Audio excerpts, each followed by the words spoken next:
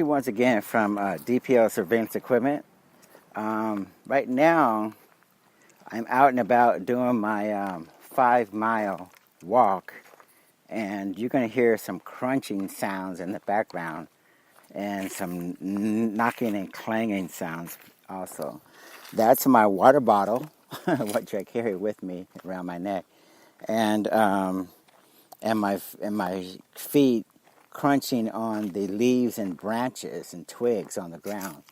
So you could ignore that if possible, because we have a very interesting article. It's about health and fitness, and you can find it under articles in health and fitness, and also under articles. Look for podcasts if you don't have time to read, which people are busy nowadays and they don't always have time to sit down and read something.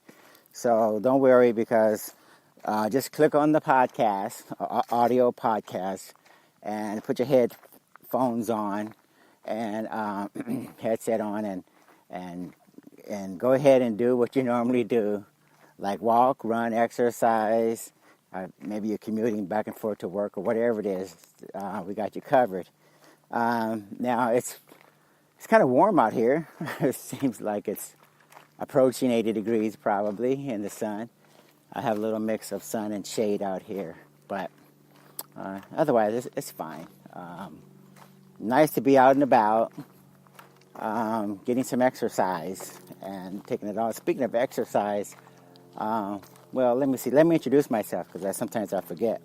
My name is Monty Henry, owner of DPL Surveillance Equipment. We're a full-service surveillance and security equipment company. We have lifetime guarantees and warranties on all the products, 24/7, 365, tech, sales, and customer support.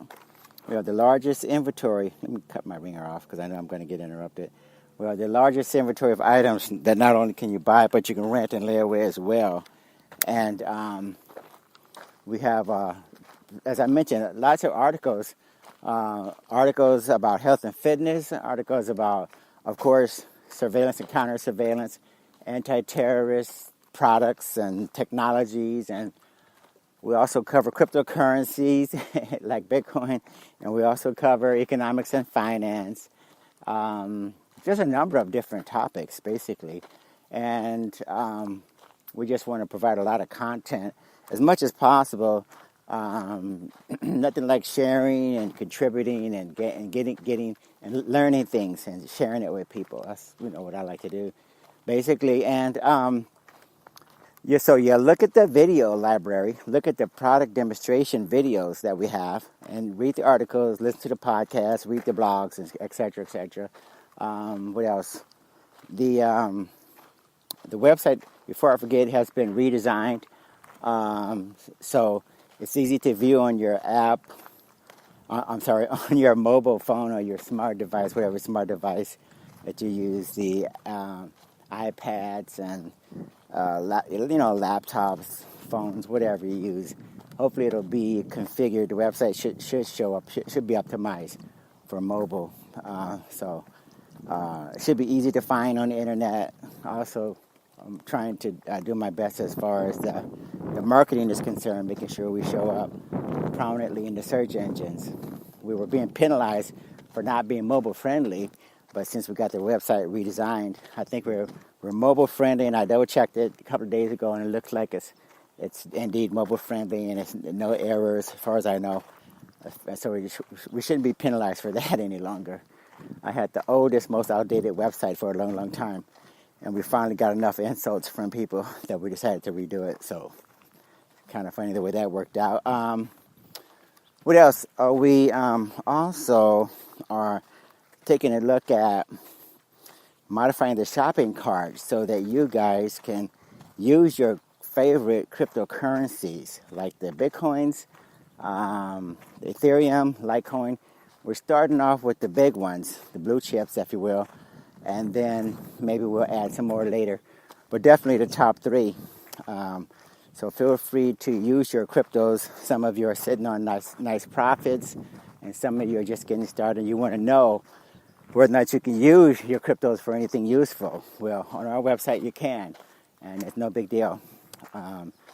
We'll treat that as a regular payment method, alternative payment method, and get your product right out to you. Okay, so you know that the cryptocurrencies are actually useful for something, despite what they say, the public, the mass media. What else got going on?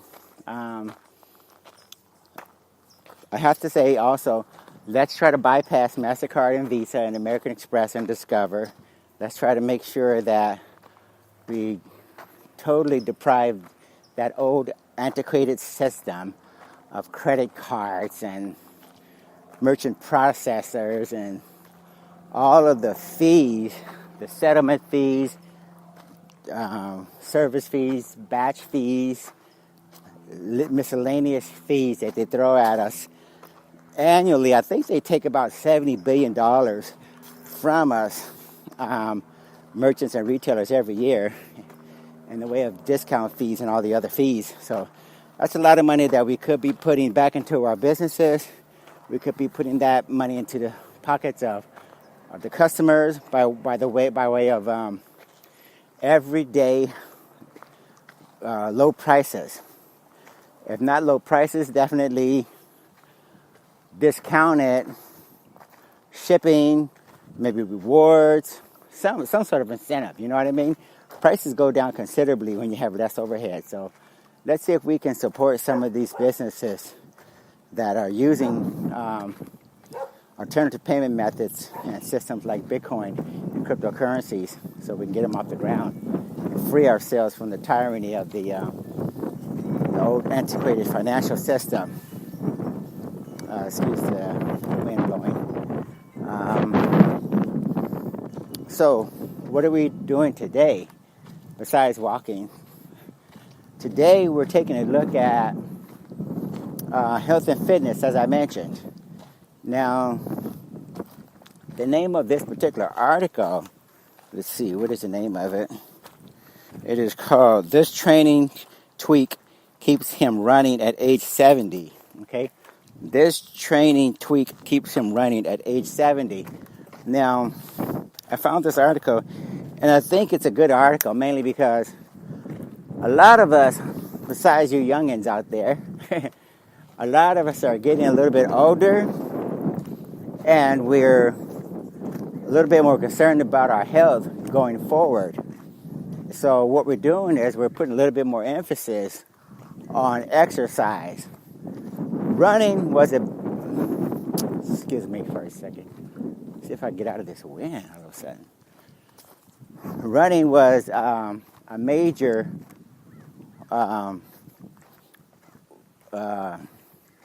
way of getting exercise and keeping fit for a lot of us as we were getting, as we were younger and getting to be a little bit older. But the older you get, see, the more the pounding on your joints are going to take its toll out on you. So as you get older, you may want to reconsider running activities and start to take a look at more walking and alternative cardiovascular type of exercises. There's other things that you can do besides running, biking, swimming, some of the other machines in the gym can definitely help offset the pounding on your legs as compared to running. Now, what is this particular story all about, this article, you may ask? Let's take a look. There's an individual by the name of, what's his name? Jim Miller. Jim Miller, at age 70, as we mentioned, he came up with a particular type of training tweak called Fartlek, Fartlek. Now this is a play on words, so to speak, and it's really based upon a Swedish training technique. It's basically interpreted as or defined as speed play, and far as the Swedes are concerned. So when you say Fartlek, a lot of Swedes know that you're talking about speed play. It's a training technique. It emphasizes endurance and a faster pace. In the 1980s, when Mr. Miller was an active member of the New York Road Runners, it was the preferred workout for distance runners. Okay, he used it to train for marathons, running a personal best of 2 hours, 58 minutes, and 28 seconds in 1984. A variation of today's popular high-intensity workout, the fartlek mixes periods of fast and slow running with no rest in between. A 10-minute training run might alternate between 2 miles at a moderate pace and then a half mile at a race pace. So again, basically the fartlek breaks up your running so that you do some running and then you do some walking, okay? And personally, I've seen a number of people, younger people, who are doing quick bursts of running followed by walking at a much slower pace. And I was kind of like wondering, what are they doing, right? And now that I see or read about the fartlek technique, it seems like this is more common than I thought, and you guys may want to consider it. Mr. Miller says, training in the tropics of South Louisiana prompted me to downsize my racing goals to the occasional 10K or 10-miler, but I continue to train using the fartlek method, he says. He also worked for the Buffalo Bills and Chicago Bears as the University of New Orleans athletic director. So it sounds like he knows a little bit about exercise, definitely.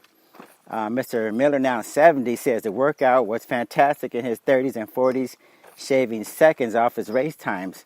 In his 50s and 60s, he found it did more harm than good. The injuries sometimes kept me off the road for weeks, he says. By the time Mr. Miller retired in 2010, his running aches were affecting day-to-day life.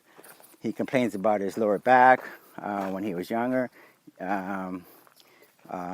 couldn't stand on a float because he was actually a member of the Mardi Gras crew or club. He can no longer stand on a float for hours to throw beads on the parade route, which is funny because when you throw beads in Mardi Gras, usually the women take their tops off and they kind of encourage you to throw more beads. So that sounds like it was definitely a turning point for Mr. Miller, finding that he couldn't throw the beads on the parade route at the Mardi Gras. So I can understand how serious that got.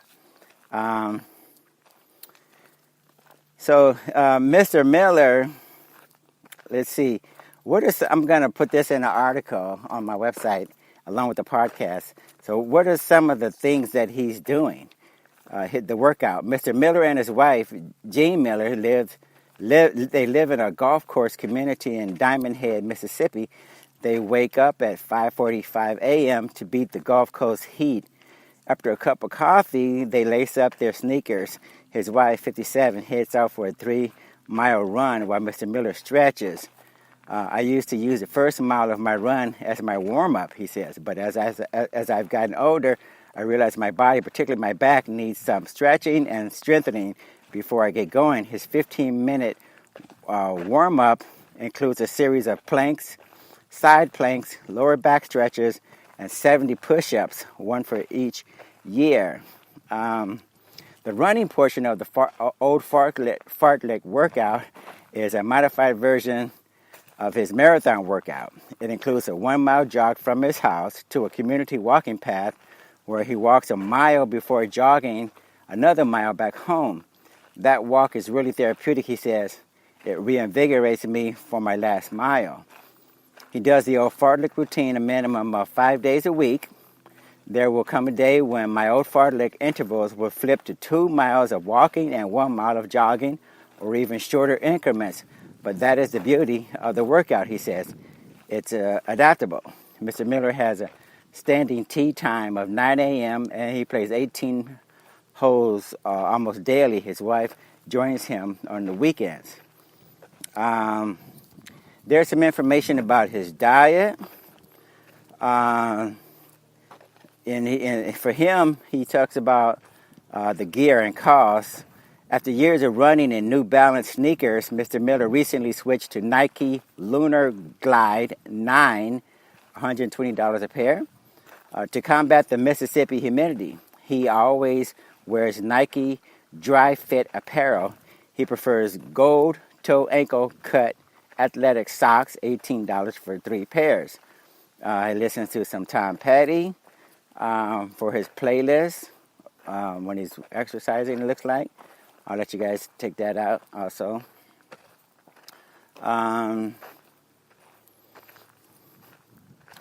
he says, well, there's a Walter Hickman, a Fort Collins, Colorado-based running coach. He talks about the key to running. Maybe it's going to be less running and more walking. So that's what Mr. Walter Hickman says. Again, the key to strong running may actually be less running. So, and he says if you just run a lot and run hard, you need to do more than simply stretch to keep from getting stiff. For older clients, again, Mr.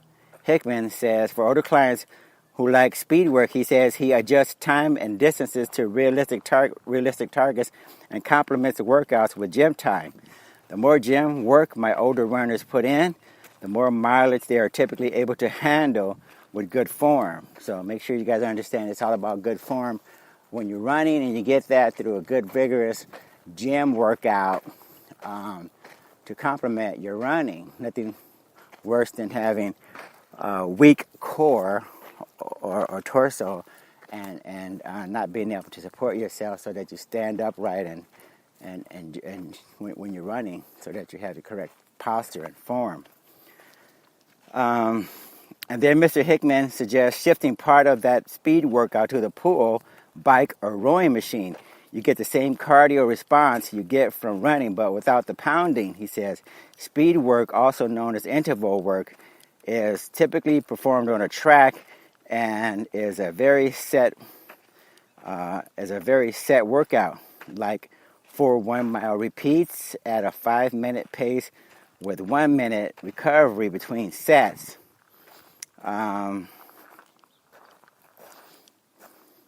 Again, fartlek workouts, he says, were designed to be more playful, cross-country style runs where you accelerate and you back off, and the pace doesn't vary too drastically.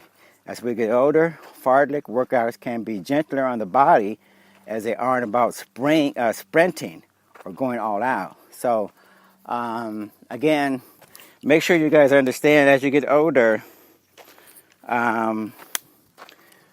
we need to constantly keep moving and keep working out. And that includes,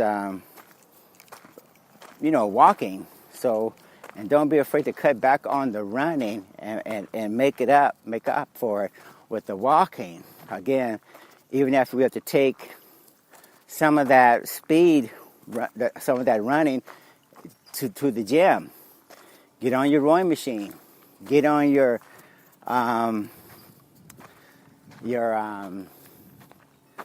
the other pieces of equipment, rowing machines. You got the bicycles inside the gym. Swimming helps a lot. Get in that pool. Get on that bike. Get on that rowing machine, and get that cardio that way. So make it easier. Be a little bit more gentler on your knees and such, because that pounding from running, you can get away with more of that when you're younger, but believe it or not, more and more people that I talk to are regretting the constant pounding that they got when they were running. So remember that running may not be all it's cracked up to be, especially when you have a high metabolism like mine, where you can burn up a ton of calories just walking and exercising in the gym, let alone running. If I ran, I would probably never gain an ounce of weight and lose more weight. So that would be very difficult for me. So right now, for you guys who have high metabolisms, I suggest you reconsider all that running and pounding if you can avoid it, and just try to concentrate on long distance walking and working out in the gym and doing that cardio in the gym, for instance. So anyway, I'll let you guys read the article. Take a look at Mr. Miller's diet, the things he wears for working out, some of the other things him and his wife, Jean Miller, are doing.